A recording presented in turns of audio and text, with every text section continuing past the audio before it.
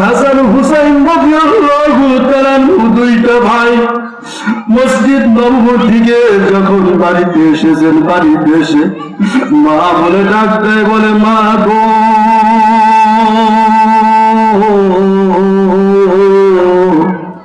আমি তোমার বেটা হাসান হুসাইন চলে এসেছি মা।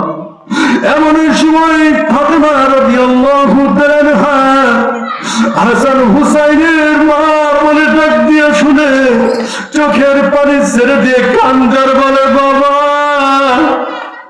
আর দুনিয়ায় দেখা হবে না। তখন আলীকে ফাতেমা রাদিয়াল্লাহু তাআলা ডাক দিয়ে বলে প্রাণের স্বামী গো, আমি যে রুটি তৈরি করেছি ওই রুটিটা আমার কাছে দাও। জীবনের শেষবারের জন্য আমি আমার সন্তানদেরকে মুখে রুটি তুলে দিতে চাই। এমন সময় আলী রাদিয়াল্লাহু তাআলা ফাতেমাকে ডাক দিয়ে বললেন, ফাতেমা তুমি দুর্বল শরীর নিয়ে কিভাবে তাদেরকে রুটি আহার করাইবা, কিভাবে তাদেরকে রুটি খাওয়াইবা? এমন সময় ফাতেমা রাদিয়াল্লাহু তাআলা হযরত আলী রাদিয়াল্লাহু তাআলাকে ডাক দিয়ে বলে স্বামী গো, আমি গর্ভধারণ করেছিলাম আমার সন্তানদেরকে, ওই সন্তানদেরকে আমি মুখখানা একটু ভালো করে দেখে যেতে চাই। এমন সময় ফাতেমা রাদিয়াল্লাহু তাআলা হাসান হুসাইনকে দুই ভাইকে ডাক দিয়ে বলে বাবা এসো, বাবা আমার কাছে একটু এসো। হাসান হুসাইন যখন মায়ের কাছে আসে, মা ফাতেমা রাদিয়াল্লাহু তাআলা দুইটা সন্তানকে কোলে জড়িয়ে ধরে বলে বাবা, ও বাবা আমি তোমার মা, গর্ভধারিণী মা, তোমাদেরকে দেখি আমার পরাণটা এমন ভাবে জলের মধ্যে কাঁদতেছে, যার দুনিয়ার মধ্যে দেখা হবে না। ও মা, এখান থেকে শিক্ষা নেবেন শুধু হাসান হুসাইনের মা ফাতেমা নয়, আমার তোমার মাও কিন্তু ঠিক এইরকমই আমাদেরকে আদর করেছিল।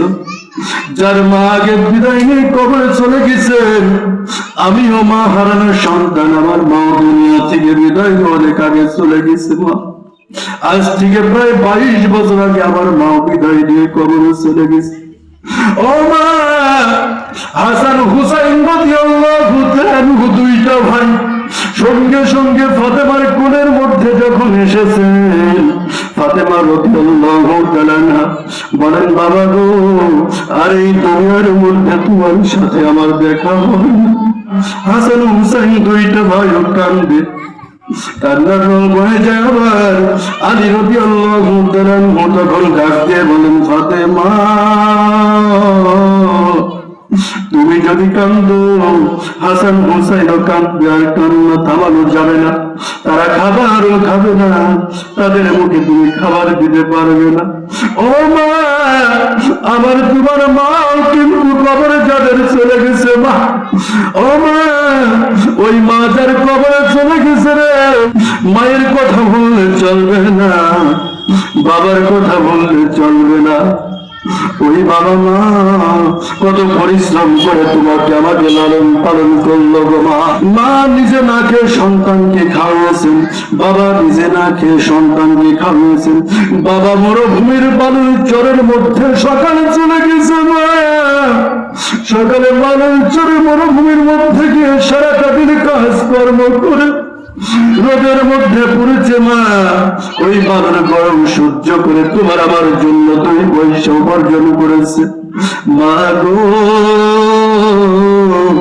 একমাত্র তোমাকে আমাকে জীবন সুন্দর ভাবে অতিবাহিত করবার জন্য মা, সেই মা সেই বাবা কত কষ্ট করলো গো মা।